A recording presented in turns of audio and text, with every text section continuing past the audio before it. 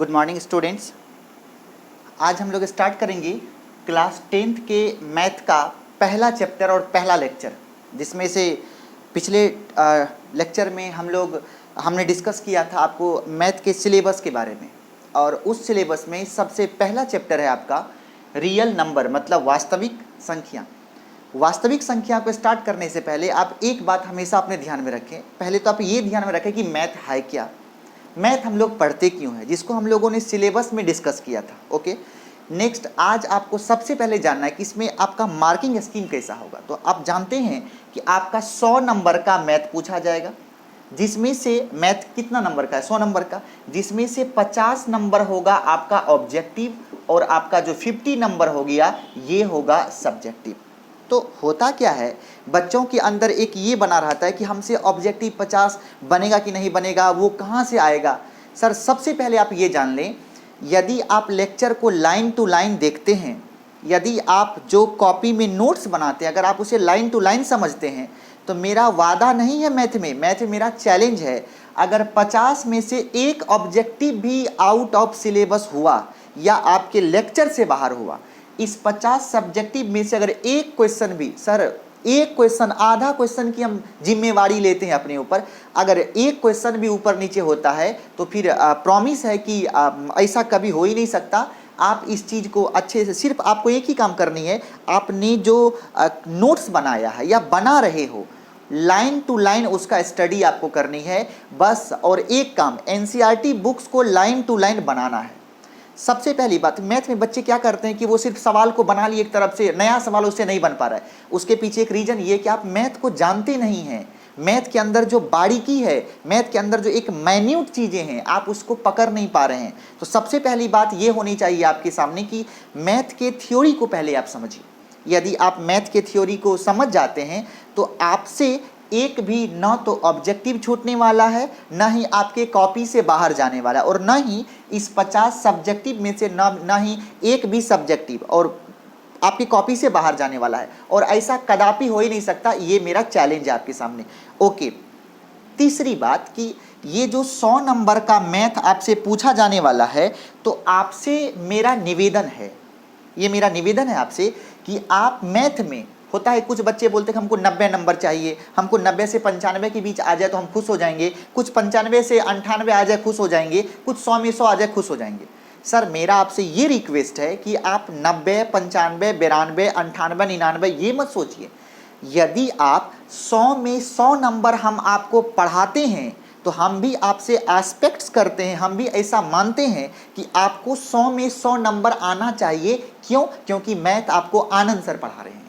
समझिए बात को, आपको मैथ आनंद सर पढ़ा रहे हैं, इसीलिए ऐसा नहीं कि आप 90 नंबर में खुश होइए। हम आपको 100 नंबर पढ़ा रहे हैं तो आपको 100 नंबर मिलना भी चाहिए। इसीलिए मेरा सबसे पहला विश्वास ये है कि आप 100 में 100 की कामना करेंगे, 100 में 100 की कामना करेंगे। ये नहीं कि आप 99/100, एकदम 100/100 की आप कामना करेंगे। ये हम चाहते हैं आपके अंदर में, आपके दिल में, आपके दिमाग में जाके बैठ जाए।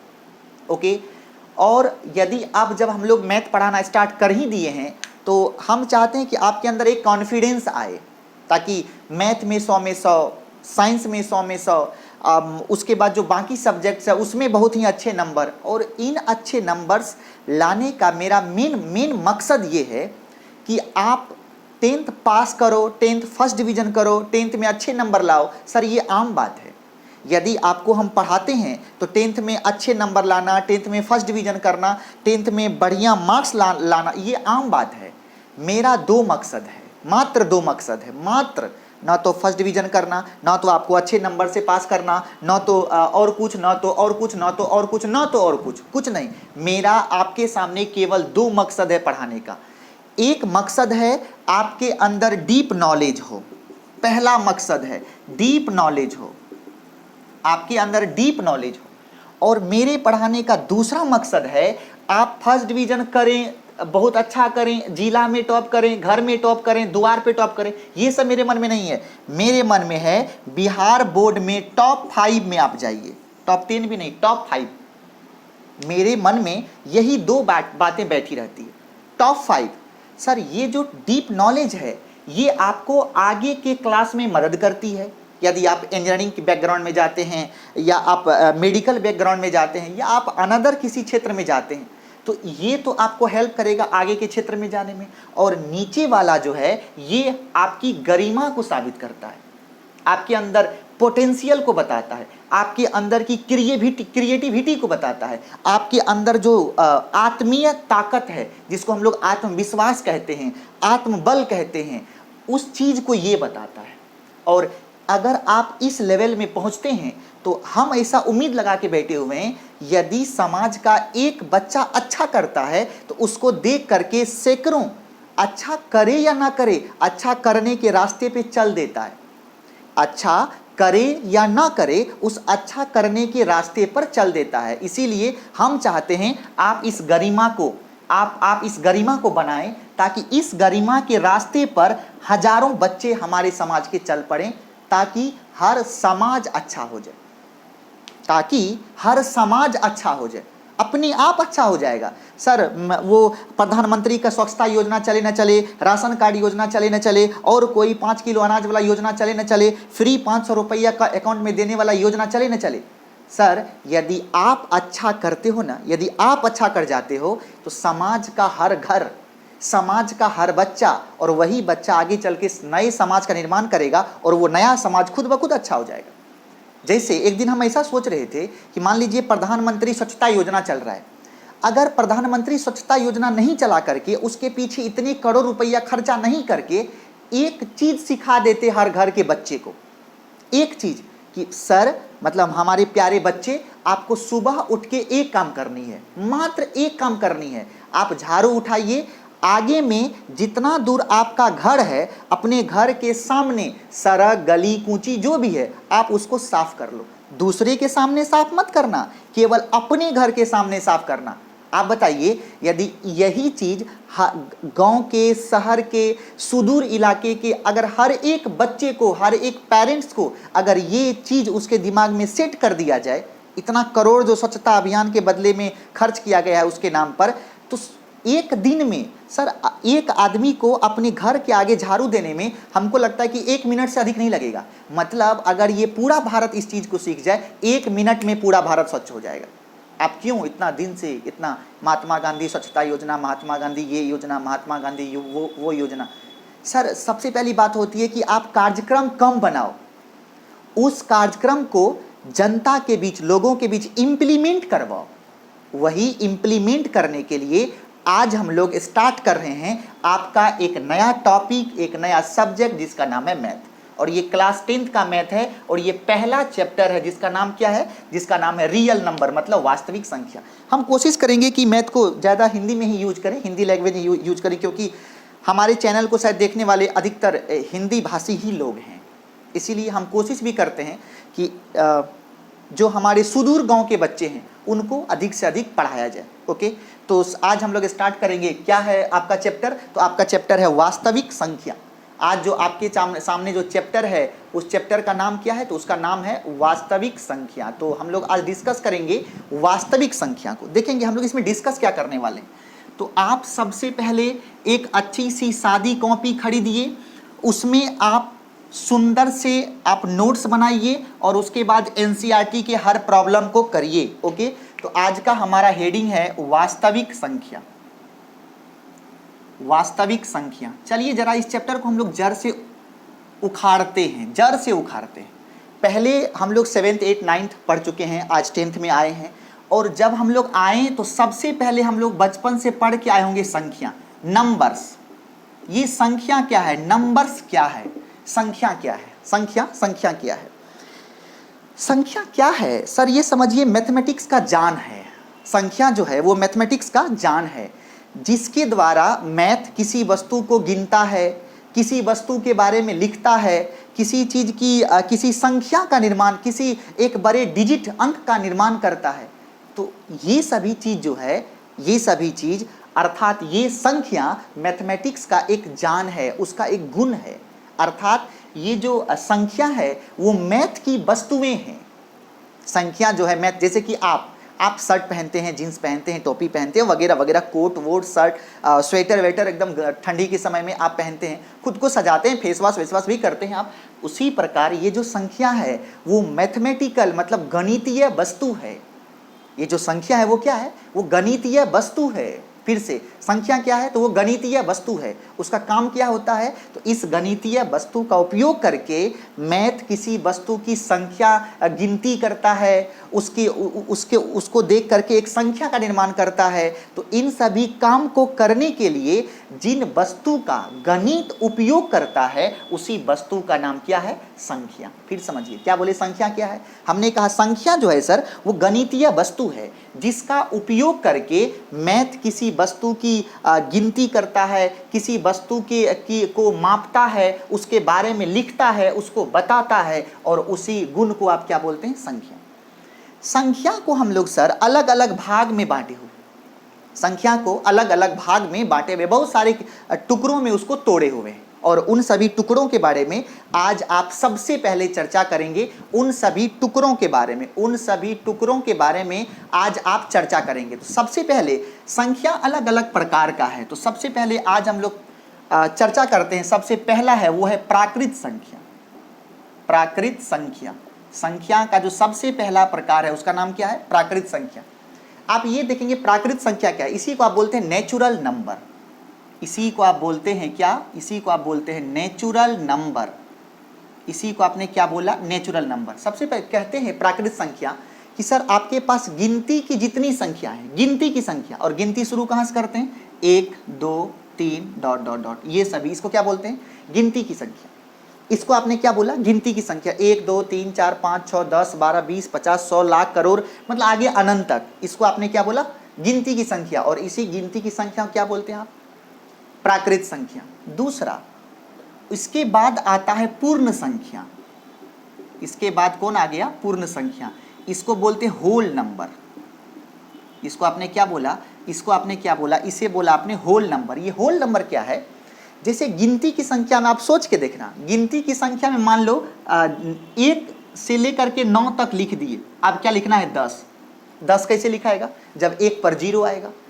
तो मान लो कि गिनती की संख्या 1 से आगे बढ़ गई, लेकिन आपको 0 नहीं मिल रहा है, तो क्या आप 10 लिख पाओगे? नहीं लिख पाओगे। हाँ, 11 12 13 19 तक लिख लोगे, 20 लिख पाओगे? नहीं लिख पाओगे। सर यही दिक्कत होना शुरू होगी आप प्राकृत संख्या में कि 9 तक लिख लिए, फिर 10 बीच में छूट जाता है, फिर 11 शुरू हो गया, 11 से 19 तक लिख दिए, फिर 20 छूट गया, 20 से 21 से 29 तक, फिर 30 छूट गया। इन सभी प्रॉब्लम्स को दूर करने के लिए आपने एक नया संख्या बनाया जिसका नाम क्या है? पूर्ण संख्या। और आपने बोला पूर्ण संख्या में कौन कौन? 0 सहित प्राकृत संख्या, मतलब 0 1 2 3 डॉट डॉट डॉट, इसको क्या बोलते हैं? इसे बोलते हैं पूर्ण संख्या। ओके, इसे आप क्या बोलते हैं? पूर्ण संख्या। तीसरा होता है पूर्णांक संख्या। पूर्णांक संख्या क्या बोला हमने? पूर्णांक संख्या। सबसे पहली बात कि जैसे आपका प्राकृत संख्या है, तो ये सब क्या है? धनात्मक प्राकृत संख्या। अगर जैसे 1 हुआ, 2 हुआ, 3 हुआ, सब में कुछ नहीं है तो क्या लगा हुआ है? क्या लगा हुआ है? प्लस साइन लगा हुआ है। अगर इसको क्या पढ़ते हैं आप? -1, ये -2, ये -3, सर डॉट डॉट, ये बहुत दूर तक जाएगा, बहुत दूर तक जाएगा। तो अगर हम लोग, ये क्या है? ये है प्राकृत संख्या, ये धनात्मक प्राकृत है, और ये क्या है? ऋणात्मक प्राकृत है। जब आप धनात्मक प्राकृत और ऋणात्मक प्राकृत मिला दिए, साथ में 0, इन सभी को जब आप मिला देते हैं तब जो एक समुच्चय बनता है, एक जो सेट बनता है, उसी सेट का नाम है पूर्णांक संख्या, अर्थात इसको बोलते हैं इंटीजर। क्या बोलते हैं इसको? इसको आपने क्या बोला? इंटीजर। हमने क्या बोला? Positive numbers, positive natural numbers and negative natural numbers, जब दोनों को मिक्स करते हैं विथ 0, तब जो एक सेट बनता है, इसी सेट को क्या बोलते हैं आप? पूर्णांक संख्या। ओके, अब देखेंगे आप पूर्णांक संख्या में कौन कौन आएगा, जरा सा देखिएगा। तो क्या हम बोल सकते हैं पूर्णांक संख्या में? जैसे देखेंगे 0 आ गया, उसके बाद +1 +2 +3 +4 +5 डॉट डॉट अनंत तक जाएगा। पीछे अगर आप आओगे तो पीछे -1 -2 -3 -4 -5, एकदम पीछे अनंत तक जाएगा। ये सभी के सभी क्या है? पूर्णांक संख्या, इंटीजर है। इसमें से ये जो 1 से लेकर के जो आगे तक गया है इसका नाम है पॉजिटिव इंटीजर। पॉजिटिव इंटीजर, इसका नाम क्या है? पॉजिटिव इंटीजर, मतलब धनात्मक पूर्णांक। इसका इधर जो है +1 2 3 4 5 6, इसको क्या बोलेंगे? तो इसको बोलते हैं पॉजिटिव इंटीजर। क्या बोल दिया इसको? इसको आपने क्या बोल दिया? Positive integer. और जो पीछे है ये वाला टोटल, इसको बोलते हैं आप निगेटिव। निगेटिव को शॉर्ट में ऐसे भी लिखते हैं, इसको क्या बोलते हैं आप? निगेटिव इंटीजर, मतलब ऋणात्मक पूर्णांक। ये क्या है? Positive integer. ये क्या है? Negative integer. और ये जो जीरो है, जीरो इंटीजर तो है। जीरो क्या है? इंटीजर है। जीरो क्या है? इंटीजर है। लेकिन जीरो ना तो पॉजिटिव इंटीजर है ना तो निगेटिव इंटीजर है। मतलब क्या? जीरो जो है वो एक इंटीजर है, वो एक पूर्णांक संख्या है, लेकिन वो न तो धनात्मक पूर्णांक है न तो ऋणात्मक पूर्णांक है। क्या बोले? जीरो जो है वो तो पॉजिटिव इंटीजर है, लेकिन न तो वो पॉजिटिव इंटीजर है न तो वो निगेटिव इंटीजर है। ओके, आप समझ गए इंटीजर के बारे में। नेक्स्ट, इसके बाद आप चलिए आगे हम लोग जरा बढ़ते हैं। तो अभी आपने क्या देखा? इंटीजर के बारे में। आपने क्या देखा अभी? इंटीजर के बारे में। अब देखिएगा सर, जैसे आपने लिखा, अगला हम लोग देखते हैं सम संख्या, इवेन नंबर। अगला कौन संख्या आपने पढ़ा? सम संख्या। इसको क्या बोलते हैं? इसको आप बोलते हैं इवेन नंबर, सम संख्या। आप जानते हैं, आपने पढ़ा था बचपन में, वैसी संख्या जो 2 से विभाज्य हो उसे आप क्या बोलते हैं? सम संख्या। जैसे 2 4 6 8 10 ... ये सभी क्या है? सम संख्या। अगला आपने क्या पढ़ा? विषम संख्या। विषम संख्या बोलिए क्या, किसे कहते हैं विषम संख्या? आप किसे कहते हो? तो ऑड नंबर। ऑड नंबर किसे बोलेंगे? वैसी संख्या जिसमें 2 से भाग नहीं लगे, जैसे 1 3 5 7 9 11 ... ये सभी क्या है? ये सभी क्या है? विषम, मतलब जिसमें 2 से भाग नहीं लगे वो सब क्या है? विषम संख्या है। अगला सम विषम आपने जान गया। अब आप समझेंगे भाज्य संख्या। भाज्य संख्या, अगला आपको क्या जानना है? भाज्य संख्या। तो अगला आप क्या जानना चाहते हैं? ये भाज्य संख्या क्या है वो देखिए। एक होता है भाज्य संख्या और एक होता है अभाज्य संख्या। एक कौन हो गया? भाज्य संख्या और एक कौन हो गया? अभाज्य संख्या। अभाज्य संख्या जैसे कुछ नंबर्स लेते हैं, 2 4 6 या 2 3 4 5 6 7 8 9 10 11 ऐसे करके। सर भाज्य और अभाज्य दोनों को हम एक साथ डिस्कस करते हैं। भाज्य का मतलब होता है वैसी संख्या, वैसी संख्या, वैसी संख्या। भाज्य का मतलब होता है वैसी संख्या जिसमें एक और स्वयं को छोड़कर किसी अन्य से भी भाग लग सकती हो। और अभाज्य का मतलब होता है वैसी संख्या जिसमें एक और स्वयं को छोड़कर किसी अन्य से भाग नहीं लगता हो। फिर से, भाज्य संख्या, दूसरा क्या? अभाज्य संख्या। आपने क्या बोला? वैसी संख्या जिसमें एक और स्वयं को छोड़कर किसी अन्य से भाग नहीं लगता हो उसको अभाज्य संख्या कहते हैं। और वैसी संख्या जिसमें एक और स्वयं को छोड़कर किसी दूसरे से भाग लगती हो उसको भाज्य संख्या कहते हैं। जैसे आपके सामने पहले है 2, आप गौर करेंगे 2 में किससे किससे भाग लग सकता है? 1 और 2 को छोड़कर किसी और से लगेगा? नहीं लगेगा। मतलब एक और स्वयं को छोड़कर, देखिए ना, स्वयं मतलब खुद 2 को छोड़कर किसी दूसरे से भाग नहीं लगता है, तो वो क्या हो गया? अभाज्य संख्या। तो पहला अभाज्य संख्या कौन हो गया? 2। उसके बाद 3 में किससे किस लगेगा? 1 और 3 किसी और से लगेगा? नहीं लगेगा। तो ये भी कैसा हो गया? दूसरा अभाज्य हो गया। अगला हो गया 4 में देखिए 1 से भी लगता है, 2 से भी लगता है, 4 से भी लगता है। एक और स्वयं को छोड़कर 2 से भाग लग रहा है, तो ये क्या हो जाएगा? ये आएगा भाज्य के रूप में। तो पहला भाज्य कौन हो गया? 4। ठीक है, पहला अभाज्य कौन हो गया? 2। सबसे छोटी अभाज्य कौन हो गया? 2। सबसे छोटी भाज्य कौन हो गया? 4। भाज्य संख्या कहाँ शुरू हुआ? 4 से। ओके, उसके बाद जैसे उसके बाद आपने ले लिया 5 में 1 और 5 को छोड़कर किसी अन्य से नहीं लगेगा, तो 5 भी कैसा हो गया? अभाज्य।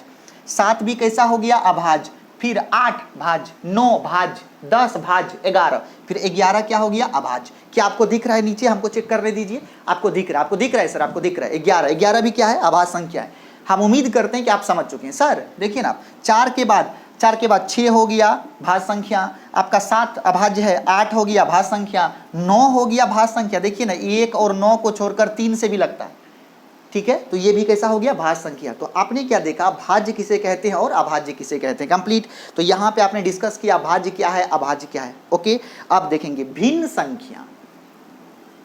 अगला जो आप देखने वाले हो वो आप देखोगे भिन्न संख्या। अगला जो आप देखने वाले हो वो आप क्या देखने वाले हो, वो आप देखोगे भिन्न संख्या। देखेंगे अगला है आपके पास भिन्न संख्या। इसी भिन्न को आप बोलते हैं फ्रैक्शन। ये है फ्रैक्शन, भिन्न संख्या। देखेंगे भिन्न संख्या क्या है सर, भिन्न संख्या कुछ बहुत बड़का हाथी नहीं है सर, वैसी संख्या है जिसे आप p/q के रूप में लिख सकते हैं, जिसे आप p/q के रूप में लिख सकते हैं, जिसे आप p/q के रूप में लिख सकते हैं, जिसे आप p/q के रूप में लिख सकते हैं, उसे क्या कहते हैं, भिन्न संख्या। ओके, जैसे या इसका और कंडीशन है q 0 नहीं होना चाहिए, तो ये सब किताबी बातें उसको हम लोग बीच में भी डिस्कस करेंगे। जिसको आप जैसे 1/2 भिन्न संख्या है, जैसे 3/4 भिन्न संख्या है, 5/6 भिन्न संख्या है, 8/2 ये भी एक भिन्न संख्या है। ओके, तो ऐसी संख्या को आप क्या बोलते हैं, भिन्न संख्या, अर्थात फ्रैक्शन। ओके, मतलब वैसी संख्या जो अंश और हर के रूप में लिखा हो, अर्थात जो न्यूमरेटर और डिनोमिनेटर के रूप में लिखा हो, उसे आप क्या बोलेंगे, उसे आप बोलेंगे भिन्न संख्या। ओके, नेक्स्ट, जब आप भिन्न को जान गए तो अब आप एक बात को जानिए। अगला आप जानिए परिमेय संख्या। परिमेय संख्या, रैशनल नंबर, ये क्या है, ये है रैशनल नंबर। परिमेय संख्या मतलब रैशनल नंबर। परिमेय संख्या होता है वैसी संख्या जिसे आप p/q के रूप में, ये भी एक प्रकार का भिन्न ही है, जिसे आप p/q के रूप में, मतलब क्या, बट्टा के ऊपर एक आदमी होना चाहिए, एक बट्टा के नीचे होना चाहिए। और एक बात, थोड़ा सा दिमाग हम लोग का ठीक है दिमाग, इसीलिए तो हम लोग ये समझना चाहिए कि नीचे में कभी जीरो मत लाइए, क्योंकि नीचे वाला जीरो आकर के मैथ का पूरा हौसला ही खराब पस्त कर देता है।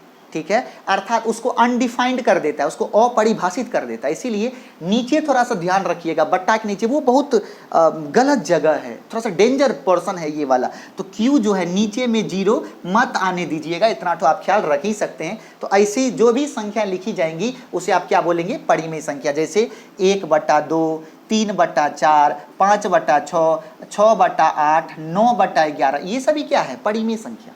ये सभी क्या है, परिमेय संख्या। ये सभी क्या है, परिमेय संख्या। आप देखिएगा सर, अगला चीज समझिएगा, परिमेय संख्या का मानक रूप।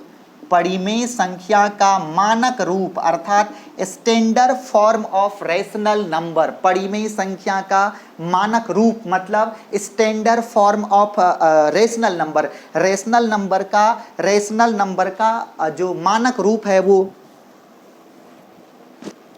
क्या होता है, जरा आप देखिएगा। परिमेय संख्या का मानक रूप समझिएगा। जैसे मान लो आपके पास है 2/8, ऐसा लिख दिए 2/8, ऐसा लिख दिए 2/8, तो ये परिमेय संख्या है। ये परिमेय संख्या का यहाँ से एक ऑब्जेक्टिव बोर्ड में 100% पूछेगा। 50 ऑब्जेक्टिव कहाँ से पूछा जाएगा, हर जगह हम स्टार मार देंगे, उस स्टार को नोट करके रखिएगा और वहीं से ऑब्जेक्टिव आएगा। 50 का 50 आपसे बन गया। तो आपने क्या बोला, 2/8 है। ये जो 2/8 है ये परिमेय संख्या है। ये परिमेय का मानक रूप आप है कि नहीं, वही तो सीखना है। समझिएगा क्या है।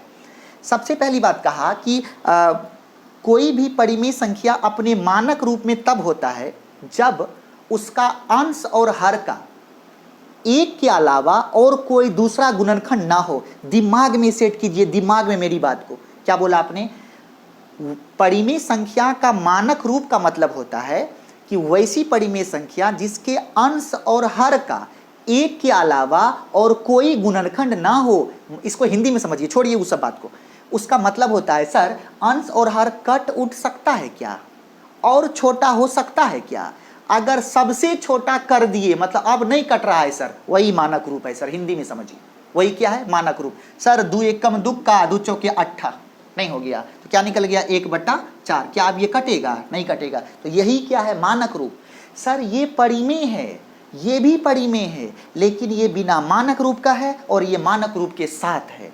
एक ऑब्जेक्टिव यहां से हमेशा पूछेगा, दिमाग में इस बात को फिट कर दीजिए। ओके, जैसे आपके पास पूछा 3/9 परिमेय है कि नहीं है। ऊपर में p, नीचे में q, q 0 नहीं है। 9 कभी 0 के बराबर होता है क्या, नहीं, एकदम परिमेय संख्या है। अगर ये परिमेय संख्या है, ये मानक रूप में है कि नहीं है, नहीं है। परिमेय है लेकिन मानक रूप में नहीं है। क्यों? अभी ये कटेगा बंधु, 3 एकम 3 ना, 3 तिया 9 ना, तो कितना हो गया 1/3। ये है, ये भी परिमेय, ये भी परिमेय, ये मानक रूप में नहीं है, ये मानक रूप में है। तो आपने क्या समझा? परिमेय संख्या का मानक रूप। आपने क्या समझा? परिमेय संख्या का मानक रूप। ओके, अब देखेंगे सर अगला हेडिंग आएगा अपरिमेय संख्या, इरेशनल नंबर। अगला आप क्या पढ़ने वाले हैं? अगला आप पढ़ने वाले हैं अपरिमेय संख्या, मतलब इरेशनल नंबर। क्या आपको अच्छे से दिख रहा है? हाँ बंधु, दिख रहा है आपको अच्छे से पढ़िएगा सर। आप लोग सब मन से पढ़, खूब मन से पढ़िएगा। मैथ को तो ऐसे पढ़े लगे कि मैथ जाके दिल में बस गया है। कोई उतारना भी चाहे, निकालना भी चाहे, जैसे आप किसी को मानते हो, किसी से प्यार करते हो, आपकी कोई गर्लफ्रेंड होगी तो कितना आप उसको दिल में बसा के रखते हो, उसको एकदम जरा सा चोट ना पहुंचे, उसको कुछ किसी बात का दुख ना हो। सर वही ये गर्लफ्रेंड है सर, ये मैथ गर्लफ्रेंड है। इसे आप उसी प्रकार अपने दिल में बसा के रखिए। बहुत बहुत बहुत बहुत आनंद आने वाले समय में। और मेरा नाम भी आनंद है, लेकिन आपको आनंद आएगा, मन ही मन आएगा। ठीक है, तो आपने क्या देखा? हाँ, अगला अगला अगला क्या था? भुला गया। हाँ, अवास्तविक नहीं, बोलना क्या था? अपरिमेय संख्या। अगला क्या था? अपरिमेय संख्या, अर्थात क्या? Irrational number. ये क्या है? Irrational number. सर हालांकि इसकी कहानी थोड़ा सा लंबी चौड़ी है, थोड़ा सा बात करते हो, ये बीच में एक बार और आएगा, बहुत विशाल बन के आएगा, तो इसमें से हम थोड़ा सा चुराएंगे, वो बीच में के लिए दे रखेंगे। देखिएगा सर, अपरिमेय संख्या कहता है कि वैसी संख्या जिसे आप P/Q के रूप में नहीं लिख सकते। इसका परिभाषा ये अच्छा वाला नहीं है, अच्छा वाला देंगे बीच में। अभी समझिए, जिसको P/Q के रूप में नहीं लिख सकते उसे क्या बोलेंगे? अपरिमेय संख्या। जैसे आपका हो गया √2, जैसे √3, जैसे √5, ये सभी क्या है? ये सभी आपका अपरिमेय संख्या है। हम अभी इस पर इतना ही बोल पाएंगे क्योंकि हमें थोड़ा सा समय चाहिए। ओके, तो ये क्या था? अपरिमेय संख्या। अगला देखेंगे आप, अगला पढ़ेंगे आप वास्तविक संख्या। वास्तविक, यही तो आपका चैप्टर है शायद। हाँ सर, वास्तविक मतलब क्या? Real number. आपके सामने रियल वास्तविक संख्या क्या है? सर वास्तविक संख्या का मतलब होता है वैसी संख्याएं जिसका स्क्वायर हमेशा पॉजिटिव हो। आपने पढ़ा है ना, किसी भी संख्या का स्क्वायर क्या होता है? हमेशा पॉजिटिव होता है। तो वैसी संख्या जिसका वर्ग हमेशा धनात्मक आए उसे आप क्या बोलते हैं? पॉजिटिव नंबर, मतलब रियल नंबर, मतलब क्या? वास्तविक संख्या। और वैसी संख्या जिसका वर्ग निगेटिव आए, स्क्वायर, वर्ग का हिंदी होता है स्क्वायर। ओके, तो वैसी संख्याएं जिसका स्क्वायर हमेशा पॉजिटिव हो उसे आप क्या बोलेंगे? Real number. ठीक है, और वैसी संख्याएं जिसका वर्ग जो है वो निगेटिव आए उसको बोलते हैं अवास्तविक संख्या। क्या बोलते हैं? अवास्तविक संख्या। क्या बोलते हैं उसको हम लोग बोलते हैं अवास्तविक संख्या। और इसको हिंदी में कहते हैं कॉम्प्लेक्स नंबर। यही नाम आप याद रखिएगा। ये नहीं कि सर ये रियल है तो वो इमेजिनरी, नहीं, उसको नाम क्या दीजिएगा? Complex number. क्या नाम दीजिएगा? Complex number. इसीलिए ये नाम दे रहे हैं क्योंकि ये आपको 11th के मैथ में एकदम बोड़ा का बोड़ा पढ़ने के लिए है। इसका हिंदी में नाम है वहाँ पे सम्मिश्र संख्या।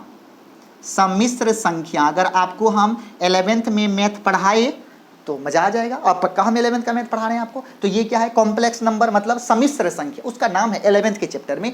आप 10th में ये पढ़ोगे, 11th में ये पढ़ोगे। यहाँ पे रियल नंबर, 11th में कॉम्प्लेक्स नंबर। लेकिन हम हल्का सा कॉम्प्लेक्स नंबर के बारे में बताएंगे। आपने क्या पढ़ा? कॉम्प्लेक्स नंबर क्या होता है? जिसका स्क्वायर निगेटिव हो। देखिए कैसे, I² = -1। यहीं से कहानी स्टार्ट होता है इस चैप्टर का। I² = -1। I का मतलब होता है इमेजिनरी। इमेजिनरी मतलब अवास्तविक को हिंदी में क्या बोलते हैं? इमेजिनरी। आप ये मतलब सर उसको अंग्रेजी में कहते हैं, वो तो मेरे बोलने का स्टाइल है, कोई बात नहीं, आप हमें माफ करते हैं, हमको पता है। तो अवास्तविक का हिंदी क्या हो गया? इमेजिनरी। इमेजिनरी का पहला अक्षर क्या है? आई। इसीलिए हमने लिया है कि इसमें क्या होगा? किसी भी संख्या का स्क्वायर हमेशा पॉजिटिव आएगा और इसमें किसी भी संख्या का स्क्वायर निगेटिव आएगा। अगर निगेटिव आ गया तो वो क्या है? कॉम्प्लेक्स नंबर है। अगर पॉजिटिव आ गया तो वो कैसा है? रियल नंबर है। ओके, वो क्या है? वो रियल नंबर है। आया समझ में? नेक्स्ट अगला आप पढ़ेंगे दशमलव संख्या। दशमलव संख्या नेक्स्ट आप पढ़ने वाले हैं क्या? दशमलव संख्या आप नेक्स्ट पढ़ने वाले हैं क्या?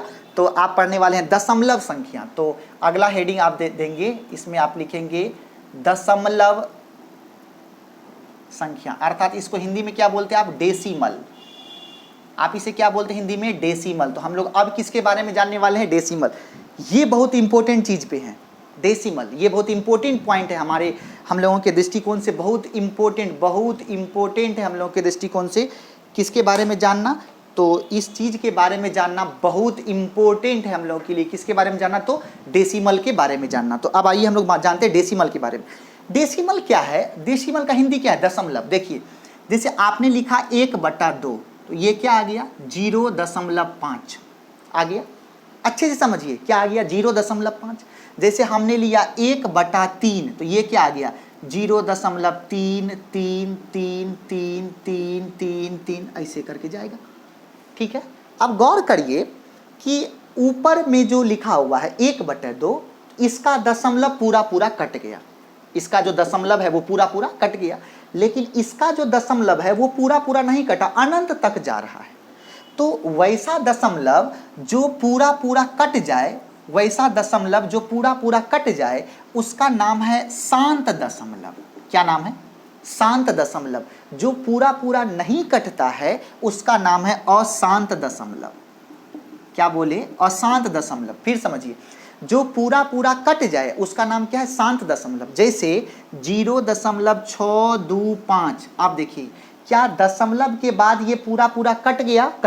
3 अंक के बाद कट गया, संजोग है, तो इसको क्या बोलेंगे? शांत दशमलव। जैसे 2.3333 ऐसे करके ये पूरा कटा नहीं, अनंत। देखिए ना, डॉट का मतलब अनंत तक जा रहा है। अगर ये डॉट नहीं है इसका मतलब कट गया, अगर ये डॉट दे दिया मतलब क्या? नहीं कटा। तो ये कैसा हो गया? अशांत दशमलव।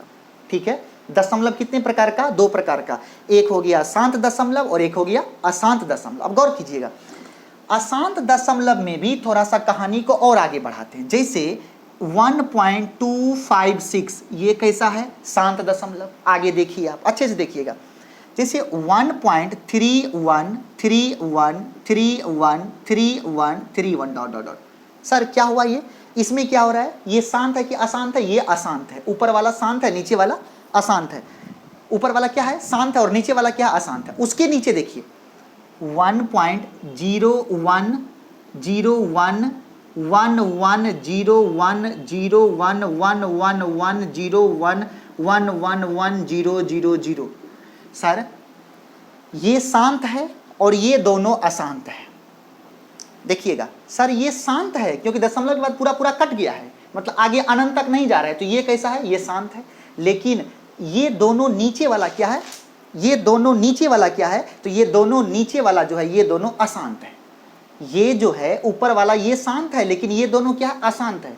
तो ये शांत और ये दोनों कैसा? अशांत। लेकिन अशांत में आप गौर कीजिए, अशांत में ये जो बीच वाला है इसमें दशमलव के बाद 3131313131 ये रिपीट कर रहा है। लेकिन इसमें गौर कीजिए 01010101 रिपीट किया, लेकिन उसके बाद 11 आ गया, फिर 0101, फिर 111 आ गया। मतलब इसमें दशमलव के बाद रिपीट नहीं कर रहा है।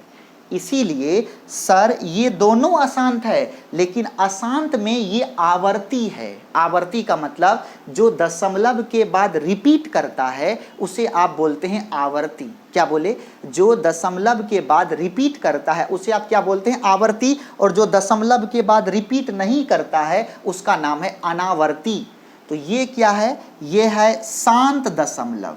ये कैसा हो गया? ये हो गया शांत दशमलव। और ये कैसा है? ये है आपका अशांत आवर्ती। अशांत आवर्ती दशमलव। ये क्या है? अशांत आवर्ती दशमलव। और सबसे नीचे वाला ये क्या है? ये है आपका अशांत अनावर्ती दशमलव। ये कैसा हो गया? अशांत अनावर्ती दशमलव। 3 चीज है। सबसे पहली बात, एक है शांत दशमलव जो दशमलव के बाद पूरा कट जाता है। एक है अशांत आवर्ती दशमलव जो दशमलव के बाद रिपीट करता है, उसे आप क्या बोलते हैं? अशांत आवर्ती दशमलव। और ये क्या है? अशांत अनावर्ती, मतलब जो संख्या दशमलव के बाद रिपीट नहीं करता है, कुछों से कुछ हो, 010 001 112 334 ऐसा कुछ आ रहा है, मतलब वो रिपीट नहीं कर रहा है, एक वे में नहीं चल रहा है, उसे आप क्या बोलते हैं? अशांत अनावर्ती दशमलव। ठीक है, जरा सा इसको हम बोर्ड को साफ करेंगे और दशमलव का एक विस्तार लिखते हैं। यहाँ पे कुछ बातें आपको समझाएंगे। समझिएगा, इसका मतलब सबसे पहली बात, ये जो आपके सामने दशमलव है वो कितने प्रकार का, तो वो आ गया 2 प्रकार का। सबसे पहली बात आप ये समझिए कि आपके सामने जो दशमलव है वो कितने प्रकार का, वो हो गया 2 प्रकार का। एक होता है आपके पास शांत दशमलव, शांत दशमलव। अब शांत दशमलव का मतलब हो गया क्या, जैसे हो गया 0.125, जैसे 0.5, जैसे 0.25, ये सभी क्या है, दशमलव के बाद पूरा पूरा कट गया, क्या बोलेंगे, शांत दशमलव। दूसरा देखिए, दूसरा क्या बताए, अशांत दशमलव। अशांत, यहां समझिएगा अच्छे से, अशांत दशमलव। ओके, अशांत दशमलव 2 प्रकार का होता है। अशांत दशमलव कितने प्रकार का, 2 प्रकार का। एक होता है अशांत आवर्ती, अशांत आवर्ती दशमलव, एक हो गया अशांत आवर्ती दशमलव, और दूसरा क्या हो गया, दूसरा हो गया अशांत अनावर्ती दशमलव। अशांत अनावर्ती दशमलव, अशांत अनावर्ती दशमलव, ठीक है। सबसे पहले दशमलव, एक हो गया शांत और एक हो गया अशांत। अशांत 2 प्रकार का, अशांत आवर्ती और अशांत अनावर्ती। अशांत आवर्ती और अशांत अनावर्ती। अशांत आवर्ती का मतलब यहाँ देखिए, जैसे 1.35353535, ये क्या है, दशमलव के बाद रिपीट किया। जैसे देखिए 0.33333, ये क्या, दशमलव के बाद रिपीट किया। जैसे 0.210 डॉट डॉट डॉट। इसमें क्या है, इसमें 2 अंक रिपीट किया, 353535, इसमें 33 1 अंक रिपीट किया, इसमें 3 अंक रिपीट किया, 210 ऐसे कर रहा है। सर ये अशांत आवर्ती है, ये क्या है, अशांत अनावर्ती। कैसे, ये देखिए 1.303132 डॉट डॉट डॉट, इसमें देखिए ना 30 है, 31 है, 32 है, मतलब रिपीट, कुछ भी संख्या रिपीट नहीं कर रहा है, तो उसको क्या बोलेंगे, अशांत अनावर्ती। अब यहाँ पे एक बात समझिए, आपको क्या पढ़ना है, आपको पढ़ना है वास्तविक संख्या। तो सबसे पहली बात जानिए कि ये जितनी संख्या है सभी के सभी वास्तविक है। क्या बोले, जितनी संख्या हम लोग पढ़ते हैं वो सभी सभी क्या है, वास्तविक है। उन वास्तविक संख्या में दशमलव भी आता है, भिन्न भी आता है, प्राकृत आता है, पूर्ण आता है, इंटीजर आता है, नॉन इंटीजर आता है, सब कुछ आता है, सब कुछ आता है, सब कुछ आता है। उन सब कुछ में से आप देखिए, शांत दशमलव और अशांत आवर्ती दशमलव, ये दोनों, शांत दशमलव और अशांत आवर्ती दशमलव, शांत दशमलव और अशांत आवर्ती दशमलव, ये दोनों कहलाता है परिमेय संख्या। परिमेय संख्या, आप बताइए परिमेय संख्या कौन कौन होता है, तो एक होता है शांत दशमलव, एक अशांत आवर्ती दशमलव, ये भी क्या होता है, परिमेय होता है। लेकिन ये जो आपका अशांत अनावर्ती है, ये जो आपका अशांत अनावर्ती है, ये परिमेय नहीं होता है, तो ये क्या होता है, ये होता है अपरिमेय संख्या। अपरिमेय संख्या होता है। अशांत आवर्ती क्या होता है, अपरिमेय संख्या होता है, मतलब वो दशमलव के बाद रिपीट नहीं करता है। आपको याद है हमने लिखा था कि √2 जो है वो अपरिमेय है। जरा देखिए √2 का वैल्यू कितना, 1.414253216 डॉट डॉट, ऐसे हम लोग जानते हैं। वैसे 3 अंक तक 1.414 लिखते हैं, उसके आगे भी होता है। क्या कुछ रिपीट कर रहा है, नहीं सर, दशमलव जो है इसका रिपीट नहीं करने की वजह से ये क्या है, अशांत अनावर्ती है, इसीलिए ये अपरिमेय होता है। ओके, तो जैसे √3 का मान 1.7321234468213, ऐसे सबसे पहले ये दूर तक गया, अशांत है, अशांत के बाद वो रिपीट नहीं किया, तो अशांत अनावर्ती है, और जो भी अशांत अनावर्ती होता है उसे क्या बोलते हैं आप, अपरिमेय संख्या। इसीलिए √3 भी क्या है, एक अपरिमेय संख्या है। लेकिन शांत दशमलव और अशांत आवर्ती दशमलव, ये दोनों क्या है, ये दोनों परिमेय संख्या है। अब देखिए सर, ये तो दशमलव के रूप में है, ये भी दशमलव के रूप में है, नहीं ये भी क्या है, दशमलव के रूप में है, और ये भी क्या है, दशमलव के रूप में है। तो ये दोनों तो परिमेय संख्या है, लेकिन परिमेय संख्या कैसे लिखा जाता है, वो लिखाता है P/Q के रूप में। आपको याद है ये बात, दशमलव जो है वो कैसे लिखाता है, परिमेय संख्या कैसे लिखाता है, P/Q के रूप में। परिमेय संख्या है कौन कौन, शांत दशमलव और अशांत आवर्ती दशमलव, ये दोनों क्या है, परिमेय है। लेकिन परिमेय को आप लिखते कैसे हैं, आप लिखते हैं उसको P/Q के रूप में। इसका मतलब है आज आपको इन दोनों को परिमेय संख्या के रूप में, मतलब P बटा Q के रूप में लिखने के लिए सीखना होगा। चलिए तैयार हो जाइए। परिमेय संख्या के रूप में लिखने के लिए आपको तैयार होना होगा। तो हम लोग अब पढ़ेंगे शांत दशमलव को परिमेय संख्या के रूप में लिखना। अब आप पढ़ेंगे शांत दशमलव को परिमेय संख्या के रूप में लिखना। अगला हेडिंग है आज का हेडिंग है शांत दशमलव को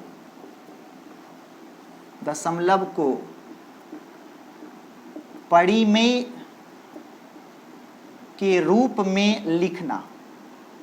शांत दशमलव को परिमेय के रूप में लिखना। आज का हेडिंग क्या दिया? शांत दशमलव को क्या करना है? परिमेय के रूप में लिखना है। अब देखिए कैसे लिखेंगे। जैसे मान लो आपके पास है 0.5, ये क्या है? ये कैसा दशमलव है? तो ये हो गया शांत दशमलव। सुनिए क्या करना है। सबसे पहले जो दशमलव के बाद जो अंक है उस अंक को लिख लीजिए, बट्टा दे दीजिए, दशमलव के बदला में 1 दीजिए और दशमलव के बाद जय गो अंक है उतना 0 दे दीजिए।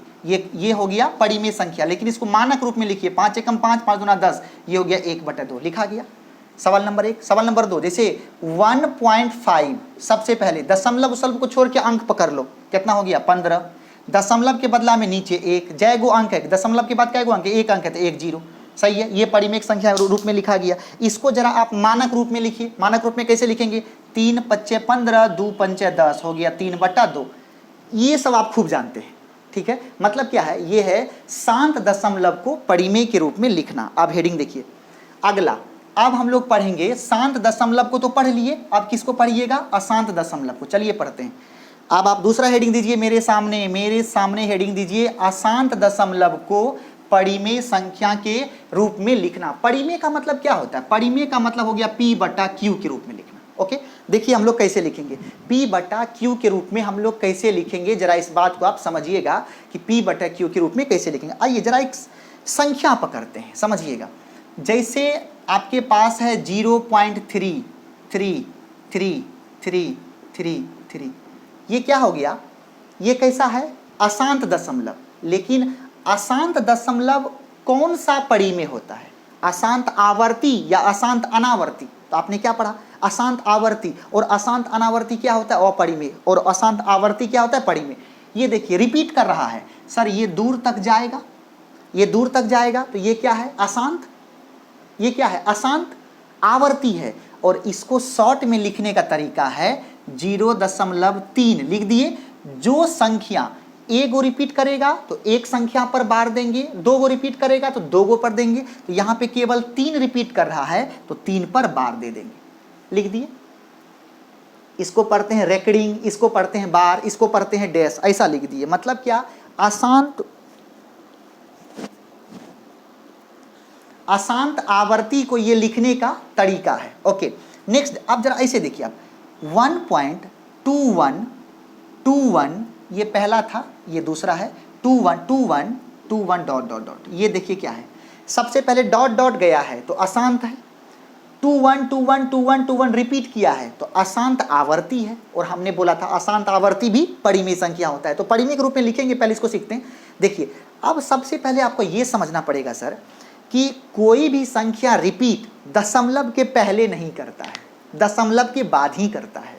इसीलिए आप जो बार लगाते हो ये बार दशमलव के पहले वाले अंक पर नहीं होगा, दशमलव के पहले वाले अंक पर कभी नहीं होगा। अगर कोई लोग देता है तो उसे नहीं देना चाहिए। बहुत लोग देता है। ओके, तो क्या बोले 1.21212121 तो 10 रिपीट कहाँ करेगा? हमेशा दशमलव के बाद करेगा। तो आवर्त भी किस पे चढ़ेगा? दशमलव के बाद। यदि दशमलव के पहले पर भी आवर्त है तो वो सवाल रॉन्ग है। क्योंकि सवाल रॉन्ग इसीलिए है क्योंकि रिपीटेशन जो होता है वो हमेशा दशमलव के पहले वाले अंक पर, दशमलव के बाद वाले अंक पर होता है, पहले वाले अंक पर नहीं होता। ओके, अब देखिए रिपीट कौन कर रहा है? 212121। इसको कैसे लिखा जाएगा बार के रूप में? 1.21। जितना अंक रिपीट करेगा उतना पर आवर्त दे देंगे। बोलिए हाँ सही है, एकदम सही है। अगला जैसे 0.101 101 101 101 101 देखिए रिपीट किया। बोलिए इसको कैसे लिखेंगे आवर्त के रूप में? तो आप बोलेंगे सर इसे ऐसे लिख देंगे 0.101 रिपीट किया उस पर दे देंगे। सर इसमें 1 अंक रिपीट किया, इसमें 2 अंक रिपीट किया, इसमें 3 अंक रिपीट किया, कंप्लीट। तो आपको ये समझना है कुछ ऐसा भी हो सकता है, जैसा देखिए 1.2 31 31 31 31 डॉट डॉट डॉट। इसमें गौर कीजिए, दशमलव के बाद 1 अंक छोड़ दिया, उसके बाद रिपीट किया, तो इसको कैसे लिखेंगे? हमने कहा था जो रिपीट करता है उसी पर आवर्त लिखेंगे, तो इस पे ऐसे आवर्त लिखेंगे। आ रहा है समझ में? आ रहा है समझ में? ओके, तो ये लिखने का तरीका है। ये नहीं कि सर 2 पर भी आवर्त, 2 पर आवर्त नहीं दीजिएगा, क्योंकि 2 सर रिपीट नहीं किया है। 2 पर आवर्त तब होता जब 2 3 1, फिर 2 3 1, फिर 2 3 1, फिर 2 3 1 होता। नहीं सर, 2 रिपीट नहीं किया, बाकी सब रिपीट किया है। 2 को छुपा लीजिए, बाकी पर रेकरिंग चढ़ा दीजिए, डाल दिया।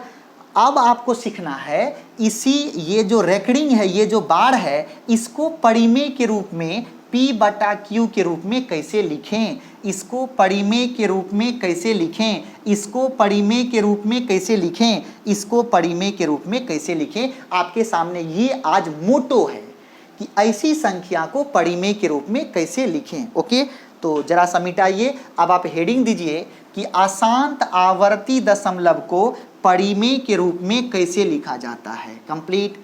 तो अशांत आवर्ती को परिमेय के रूप में कैसे लिखा जाता है, ये आज हम लोग को सीखना है। देखिए, अब जरा क्वेश्चन करते हैं हम लोग। पहला क्वेश्चन है आपके सामने, पहला क्वेश्चन है, लिखेगा कि 0.3 पर डैश, ऐसा दिया हुआ है, आपको दिख रहा है क्या? 0.3 पर डैश दिया, मतलब बार दिया। लिखेगा को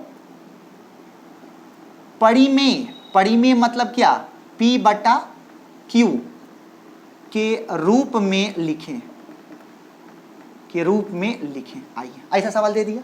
अब इसको हम ट्रिक में भी सिखा देंगे, लेकिन पहले सॉल्व करते हैं अच्छे से। ओके, पहले सॉल्व करते हैं। देखिए इसको सॉल्व कैसे करना है, और ये यहां से एक ऑब्जेक्टिव 100% रहेगा आपका, यहां से एक ऑब्जेक्टिव 100% आपके सामने रहेगा। चलिए, सबसे पहली बात क्या करना है, जिसको परिमेय के रूप में लिखना है उसे आप कुछ मान लीजिए। चलिए x मान लेते हैं, माना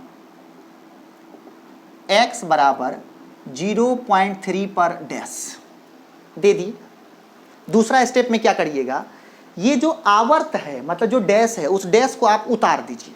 तो चलिए नेक्स्ट, x बराबर कै गो अंक रिपीट किया? 1 अंक, तो 0.3333333 डॉट डॉट डॉट, इसको समीकरण 1 मान लिए। समीकरण 1, एक ही तो सवाल को सिखाएंगे, उसके बाद सिखाएंगे नहीं, उसके बाद सीधा खींचेंगे लिखने के लिए, एकदम स्टार में सिखा देंगे, सिखा देंगे, सिखा देंगे, ट्रिक में सिखा देंगे, बस हो गया, आप सीख गए सब। ऐसे लिख दिए। आप देखिएगा, 1 अंक रिपीट करेगा तो दोनों तरफ 10 से गुना कीजिएगा, 2 अंक रिपीट करेगा तो 100 से गुना कीजिएगा, 3 अंक रिपीट करेगा तो 1000 से गुना कीजिएगा। ओके, तो कै गो अंक रिपीट किया? 1 अंक रिपीट किया, तो क्या करेंगे, दोनों तरफ 10 से गुना करेंगे। तो लिखेंगे दोनों तरफ 10 से गुना करने पर, दोनों तरफ 10 से गुना करने पर, क्या लिखा? दोनों तरफ 10 से गुना करने पर। चलिए गुना कीजिए 10 से, फटाक फटाक फटाक फटाक गुना कीजिए 10 से। चलिए, तो ये 10 गुना x, तो ये क्या बन गया? 10x बराबर 10 से जब गुना होगा तो 0.1 अंक आगे खिसक जाता है। आप लोग खूब जानते हैं इस सब बात एकदम बचपन से। तो ये क्या बनेगा? ये बन जाएगा 3, हम सीधा कर दिए दोस्त, हम कर दिए, सीधा हम कर दिए दोस्त, बाकी आप समझ लीजिए, हम कर दिए दोस्त। ये क्या बनेगा? 3.333333 डॉट डॉट, इसको मान लेते हैं समीकरण 2। ओके, अब क्या कीजिएगा, समीकरण 2 में से समीकरण 1 घटा दीजिएगा। इसीलिए घटाइएगा, जब घटाइएगा तो ये बाबू जो है, ये बाबू लोग खत्म हो जाएगा। आपको यही तो हटाना है, खत्म हो जाएगा। तो क्या कीजिए, समीकरण 2 में से समीकरण 1 को घटा लीजिए। चलिए, 10x में से 1 तो x गया, बोल तो कितना हुआ? 9x। 3 में से 0 गया, बोल तो कितना हुआ? 3 में से 3 ही ना होगा, दशमलव। 3 में से 3 गया, 0 0 0 0, खत्म, दशमलव के बाद कुछ नहीं है। ठीक है, यहाँ पे x बराबर कितना हो गया? 3/9। x ही न था परिमेय संख्या, x ही न माने थे इसको, मतलब क्या? 0.3 पर जो आवर्त है उसको कितना लिख दिए? 3/9 लिख दिए। अर्थात अगर इसको ओपन करेंगे, 3 का 3, 3 तिया 9, ये हो गया आंसर। अब समझ, जरा ट्रिक समझिए। मतलब क्या है, यदि 0.3 पर आवर्त है तो कुछ नहीं करना है, अंक लिख दीजिए बटा में, जय गो संख्या पे बार है वह गो 9 लिख दीजिए, उसको आगे मन है तो सॉल्व कर दीजिए। जैसे 0.6 पर आवर्त है, क्या कीजिए? 6 लिख दीजिए बटा 1 अंक पर आवर्त है तो 1 9 लिख दीजिए। इसको काट दीजिए, 2 तिया 6, 3 तिया 9, 3 एका 3, 3 तिया 9। आंसर फटाफट मिलेगा। 0.12 पर आवर्त है। बोल क्या करेगा तू, बोल क्या करेगा तू, तू लिखेगा 12, 2 गो पे आवर्त है 99, 4 तिया 12, 33 तिया 99। बोल दे हाँ, नहीं है सही क्या? ओह कैसे बोलता है, बोल जल्दी हाँ सही है। ओके, तो इस प्रकार से सवाल आ, जैसे कि आपसे पूछ दिया आपको 0.99 पर आवर्त कितना होगा, 99 बटा 99। आंसर कितना हो गया, 1। ठीक है, इस प्रकार का सवाल आएगा तो आप इस प्रकार से उसको लिखेंगे। लेकिन ये एक प्रकार का सवाल है, और भी इसका स्टाइल है, क्योंकि ट्रिक जो होता है ना उसमें थोड़ा थोड़ा कुछ अलग अलग आता है। वैसे जो प्रोसेस है वो सबके लिए सही होता है, लेकिन ट्रिक थोड़ा सा अलग अलग के लिए अलग अलग होता है। ठीक है, आप जरा सा एक और सॉल्यूशन करेंगे, उसका इधर ट्रिक बताएंगे, जरा देखिएगा। नेक्स्ट अब आपसे पूछेगा, दूसरा सवाल आपके सामने हम ला रहे हैं, आपसे ऐसे पूछेगा, जैसे आपके सामने सवाल लिख दिया, अगला है 1.21 पर आवर्त को परिमेय के रूप में लिखे। अब देखिए सवाल क्या दिए, 1.21, पहले दशमलव के पहले 0 था, 1 नहीं था। अभी हम दशमलव के पहले क्या किए, अंक ला दिए और 2 गो अंक रिपीट करा दिए। चलिए सॉल्यूशन हम क्या बोले करने, सबसे पहले इसको x मान लीजिए, लिखेंगे माना x बराबर 1.21 पर आवर्त, क्या सही है। उसके बाद बोले जो रिपीट करेगा उसे खोल दो, तो ये हो गया x बराबर 1.21 डॉट डॉट, इसको समीकरण 1 मान लो। उसके बाद क्या बोले, जय गो अंक रिपीट करेगा, 1 अंक रिपीट किया 10 से गुना, 2 अंक किया 100 से गुना, 3 अंक किया 1000 से गुना, कर दो। क्या गो अंक रिपीट किया, 2 अंक, कितना से गुना करेगा, 100 से करेगा, तो ये कितना हो जाएगा, डायरेक्ट 100x, 100 से गुना होगा, 0.2 अंक आगे भाग जाएगा, तो ये हो जाएगा 121.212121। यहाँ पे जो हम करते हैं, हम ये समझते हैं कि आप खूब समझते हैं। अगर दिक्कत होगी तो जरा हमें कमेंट करिएगा। ओके, अब देखेंगे अब क्या सिखाए थे, 2 में से 1 घटा दो। चल घटा, 100 में से x में से 100 गो x में से 1 तो x चला गया, कितना हो गया, बोल 99x। 121 में से 1 चला गया तो 120 हो गया। उसके बाद सब 0 हो जाएगा, बाबू लोग खत्म हो गया, तो यहाँ से x बराबर हो गया 120 बटा 99। 40 तिया 120, 33 तिया 99। x किसको माने हैं, 1.21 पर जो आवर्त है उसका परिमेय के रूप में कितना हो गया, ये हो गया 40 बटा 33, ये हो गया आंसर। सर ये भी परिमेय है, ये भी परिमेय है, लेकिन ये कटा नहीं था तो ये परिमेय था, और ये परिमेय भी है और उसका मानक रूप भी है। ठीक है, 1.21 कितना हो गया, 40 बटा 33। अब जरा देखेंगे कि इसका ट्रिक कैसे बनेगा। तो अब हम जो है एक काम करते हैं, इसको जरा आप ट्रिक से देखिए कि इसको ट्रिक से आप कैसे करते हैं। तो सबसे पहली बात कि आप इसे जल्दी नोट करिए। अब हम कुछ सवाल को जरा सा ट्रिक पे आपको समझा देते हैं, और ये सवाल तुरंत आपसे बनेगा। अब जरा सा शॉर्ट फॉर्म में कैसे करेंगे आपको ये समझाते हैं।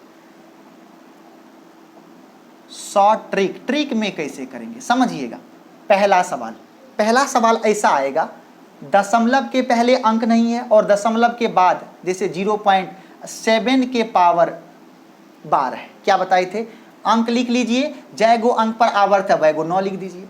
दूसरा सवाल जैसे 0.21 पर आवर्त है तो कितना हो जाएगा, अंक लिख दीजिए, जय गो अंक पर आवर्त है वह गो 9 लिख दीजिए। तीसरा हो गया आपका 0.22 पर आवर्त, कितना होगा, 22 बट्टा 99। ये एक प्रकार का सवाल हुआ। ठीक है, अब दूसरे प्रकार का सवाल देखिए। अब दूसरे प्रकार के सवाल में क्या है, दूसरे प्रकार के सवाल में क्या है कि इसमें अंक डाल देते हैं, जैसे 1.2 पर आवर्त, 1.2 पर आवर्त, इसको कैसे लिखते हैं देखेंगे आप। इसको ऐसे लिखेंगे, जो दशमलव के पहले होगा उसको ऐड कर देना। अब बाकी प्रोसेस सेम है, 2 बटा अंक लिख दिए, जितना पर आवर्त है उतना 9 लिख दिए। ठीक है, इसी को लिखने का तरीका 1 पूर्णांक 2 बटे 9, 9 का 9 2 11 बटा 9 आंसर। ठीक है, दूसरा सवाल जैसे 1.21 पर आवर्त कैसे लिखोगे, क्या बोले, जो दशमलव के पहले उसको जोड़ में लिख दीजिए। यहाँ पे कितना हो गया, 21 बटा 99 हो गया, 21 बटा 99। अगर कटने वाला हो तो काट दीजिए, 7 तिया 21, 33 तिया 99। 1 पूर्णांक 7 बटा 33, 33 का 33 7 40 बटा 33, बोल दीजिए हाँ, ये हो गया आंसर। तीसरा सवाल जैसे मान लीजिए आपके सामने दे दिया 1.09 पर आवर्त। बोल कैसे लिखेगा इसको? तू लिखेगा 1 + 0.9/99, ये हो जाएगा 9 का 9 और 9 11 9 99, ये हो गया 1.1/11, 11 के 11 12/11, ये हो गया आंसर। नहीं समझ रहे हैं? नहीं समझ रहे आप? हाँ आप एकदम समझ रहे हैं, कंप्लीट है। तो ये है आपको दूसरे प्रकार का सवाल। जरा सा तीसरे प्रकार का सवाल देखिएगा, तीसरे प्रकार में क्या पूछता है, इससे अधिक प्रकार नहीं होता है। ये है आपका पहला प्रकार, वो है दूसरा, यहाँ पे देखिए तीसरा। तीसरे प्रकार में क्या होगा, पहले तो दशमलव के पहले अंक नहीं था, फिर अंक लाए। अब क्या करेंगे, अंक भी लाएंगे, दशमलव के बाद किसी नंबर को बिना आवर्त का छोड़ देंगे। क्या करेंगे देखेंगे, दशमलव के पहले अंक भी लाए और दशमलव के बाद सब पे आवर्त था, लेकिन क्या किए, कुछ नंबर को छोड़ दिए। इसको ऐसे लिखेंगे। देखिए कैसे इसको सॉल्व करेंगे। प्रोसेस जो था, जो बताए थे वही है, ट्रिक में कैसे करेंगे। सबसे पहली बात क्या बोले, जो दशमलव के पहले होगा उसको तो आप जोड़ में ले लो, ठीक है। अब उसके बाद जो अंक है उसे लिख दो, ठीक है। लेकिन यहाँ पे कुछ ख्याल रखना है। ख्याल ये रखना है, 25 लिख दिए, लेकिन उसमें जिस पर आवर्त नहीं है, दशमलव के बाद की कहानी, दशमलव के पहले जो होगा उसको जोड़ देंगे केवल। 25 लिखे, जिस पर आवर्त नहीं है उसे घटा दीजिए। बोल हाँ, घटा दिया, चल घटा दिए। अब इस पे बट्टा ले लीजिए। अब जय गो पे आवर्त है वय गो 9 दे दीजिए, ए गो पे आवर्त है तो ए गो 9 दे दीजिए, और दशमलव के बाद जो बिना आवर्त का बचा है उतना 0 दे दीजिए। बात खत्म, गेम ओवर। सॉल्व कर दे बंधु, इसको सॉल्व कर दे बंधु। 23 हो गया ऊपर में, बटा में 90, 90 का 90 और 90 23 कितना हो गया, शायद 113। आप भी जोड़ लेना और ये शायद आंसर। ओके, जैसे आपके सामने आ गया 1.57 पर आवर्त। बोल तू क्या करेगा, बोल तू क्या करेगा, बोलना तू क्या करेगा। तू ऐसे करेगा, हमें लगता है तू लिखेगा 1 + 57 लिख दिए, जिस पर आवर्त नहीं है उसे तो घटा दिया। जय गो अंक पर आवर्त है वय गो 9 लिया, जय गो पे आवर्त नहीं है वय गो 0 लिया, तो इसको सॉल्व किया। बोल हाँ किया। जैसे मान लो आपके सामने आया 3.32 कितना है, बोल 3, ऐसा मान 3.345 मान ले, 45 पर आवर्त ऐसा मान लो, आपके सामने दे दिए 3.324। बोल क्या करेगा तू बोलेगा सर हमको आता है, जो दशमलव के पहले उसको जोड़ में ले लिए। बोल हाँ, उसके बाद सब डिजिट को लिख देंगे। 32 45 लिख दिए सर, जिस पे आवर्त नहीं है सर उसको घटा देंगे सर। जय गो पे आवर्त रहेगा वय गो 9 ले लेंगे सर, जो बिना आवर्त का वय गो 0 ले लेंगे सर। हम भिन्न तीन तो हम लोग खूब सॉल्व करते हैं सर। क्या आप नहीं समझे हैं? बोलिए तो आप नहीं समझे हैं? आप एकदम समझे हैं, आप एकदम बेजोड़ तरीका से समझे। ओके, तो ये था वास्तविक संख्या का एक इनिशियल स्टेज। Okay, next. अब नेक्स्ट नहीं, आज के लेक्चर को यहीं पे रोकते हैं। ओके, तो यहाँ पे आज हम लोग लॉक करते हैं क्लास को। आपकी इजाज़त से आज हम क्लास को लॉक करते हैं। Thank you so much. हम उम्मीद करते हैं कि आप जहाँ भी हैं खुश हैं। आप मैथ के सिलेबस को मज़े से शुरू किया है, बहुत मज़ा आने वाला है, आप लोग चिंता मत कीजिए। लेकिन आनंद सर की यूट्यूब के बारे में सबको बताइए और सबको कहिए लाइक और सब्सक्राइब करने के लिए। Thank you so much.